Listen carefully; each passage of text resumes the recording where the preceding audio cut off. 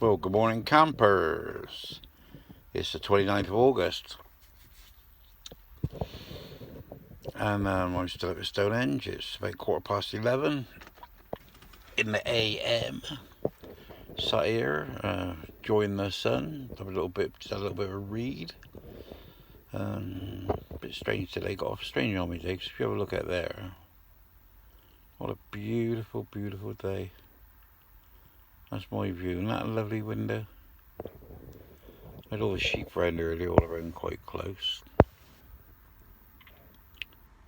Can't keep it still. All those people over there. Can't keep when it's on. Hard to keep it still, innit? All that traffic going up and down the A303, and I'm sat here contemplating my navel. Oh. Come on, go back to normal. I'm starting to get the hang of this. Well, this fun about 3 years. I'm starting to get the hang of this now. Yeah, it's not a lot happening. Listening to them all arguing about fucking Brexit and what have you, which to me is sort of rubbish, really, because it's all been decided what they're going to do, what they're not going to do. You fucking started it. You put Boris Johnson in there. Oh, they started it. I mean, I do love it. I mean, they are fucking like a load of kids, and they just start their argument because their bloody self. So if they never had nothing else to argue about. Not a lot's happened. It was rainy, a bit blowy last night. It quietened down this morning. Yeah, really, really quiet.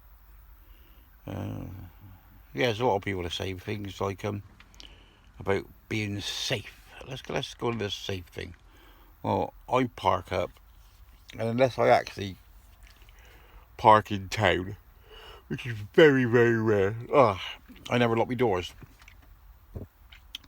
I may lock my driver and passenger door because I think somebody could open the door and just reach in what's on the floor and things like that. Because I keep me, your wallet under the steering wheel and this sort of thing, and the phone's on charge. But my sliding side door, my back doors, I mean, they're not locked. Well, usually it's all unlocked. But people say about things, but I think if you're parked up and you're really, really worried, I don't think camping's for you, is it? Because I've been doing it for. Well, excuse me. I had a Bedford. I don't know what's bloody CA, is it? I can't remember. I had sliding doors and a bonnet on it. A little bit sticky at the front. And I used to go out and sleep in that. So that's my first sort of tin tent in it. And then the next time I don't know what it would have been. It'd have been around 70.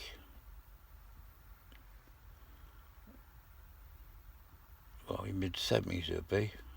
Yeah, 79, up like that. Yeah, maybe 74, 79. I had a Mark 1 Transit, which I bought off a bloke who I used to work with up at Bailey's Transport in Westbury, which was Heron Freight. Then we used to deliver Suzukis all around the country.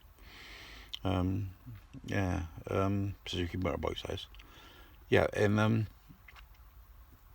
he done a Mark 1 Transit, and it was I don't think it was called GPO then, but were they called telecommunications or something? They were like, I can't remember if you have a yellowy van. And this was had sliding doors. This was a 1700 automatic, and it was lovely, I mean, I got it off him, and it used to overheat and do all sorts of things. But then once I got a chap that knew what he was doing, Reggie Barnett was, old boy Barnett and Giddens, he had a look at it for me and adjusted the timing and what I mean. It was fine after that. And I could drive out the door open. That was nice.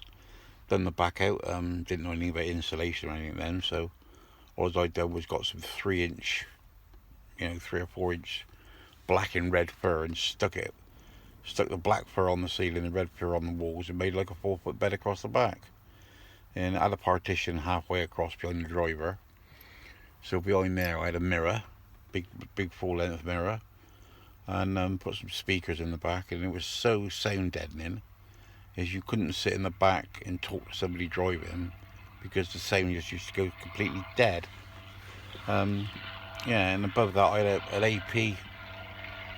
AP 100 Suzuki rear light when it got damaged and was replaced, and I had that above the mirror, and it had 3 switches. One position was off, the other position was the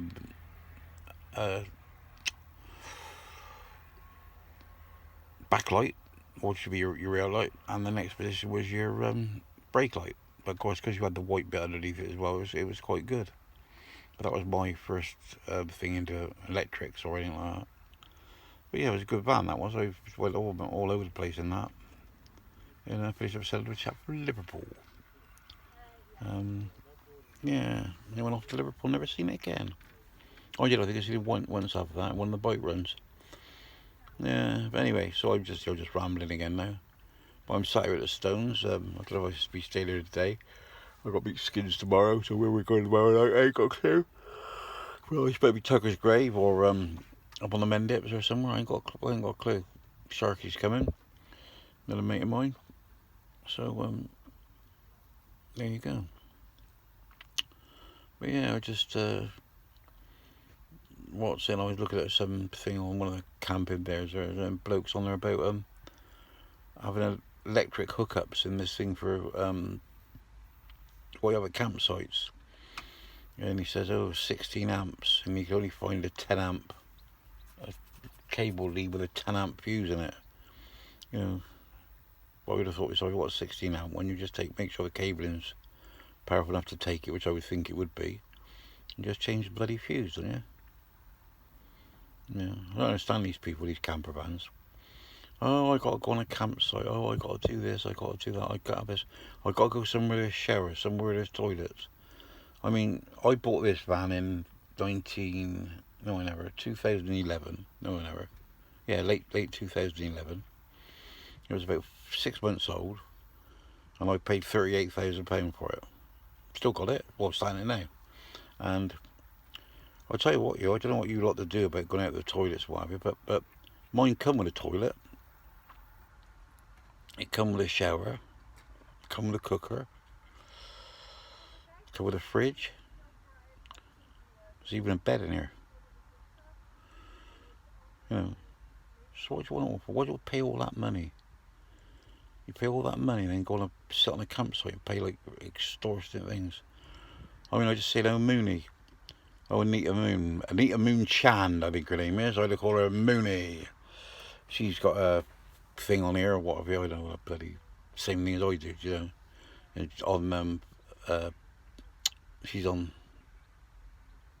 YouTube, and she puts stuff on Facebook. And she went up to that place up in the Cotswold, but pub up there, the Greedy Goose. You know, it's quite nice. I mean, I've eaten in there. I mean, it's all right. You know what I mean? Like a deer, but it's all right. And it's £15 a night to park on the campsite.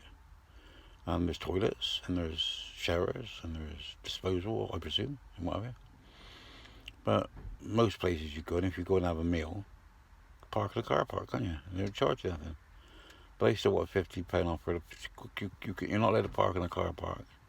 And I expect you can park 20 lorries in the car park. That's just fucking greed, isn't it? Don't you reckon? Just plain greed. They live in a posh part of the country. You know what I mean? It's a beautiful part of the country. But it's not their part of the country, is it? It's only the bits they own in it.